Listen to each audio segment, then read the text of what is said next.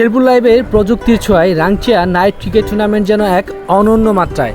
যে ব্রডকাস্ট প্যানেলটি দেখছেন এটি দেখে মনে হবে আন্তর্জাতিক কোনো খেলার সরাসরি সম্প্রচার, কিন্তু না, এটি ঝিনাইগাতির একটি স্থানীয় টুর্নামেন্টের সরাসরি সম্প্রচারের প্যানেল, যা শেরপুর লাইভের আধুনিক সংস্করণ। শেরপুরের খেলাধুলা এখন আর শুধু মাঠেই সীমাবদ্ধ নয়, প্রযুক্তির জাদুতে ছুঁয়ে যাচ্ছে ডিজিটাল দুনিয়াতেও।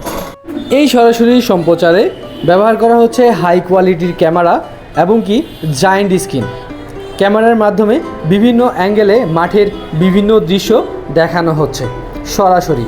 ড্রোনের চোখে মাঠের মনোরম দৃশ্য দেখা যাচ্ছে একটি প্যানেল থেকেই।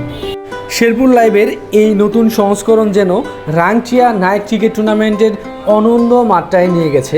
সেই সঙ্গে লাইভ টাইম স্কোরবোর্ড, যেটি দেখে দর্শকরা অনলাইনে যারা খেলা দেখছেন তারা কিন্তু উইকেট, ওভার, বল সব কিছুই একদম গণনার মধ্যে রাখতে পারছেন।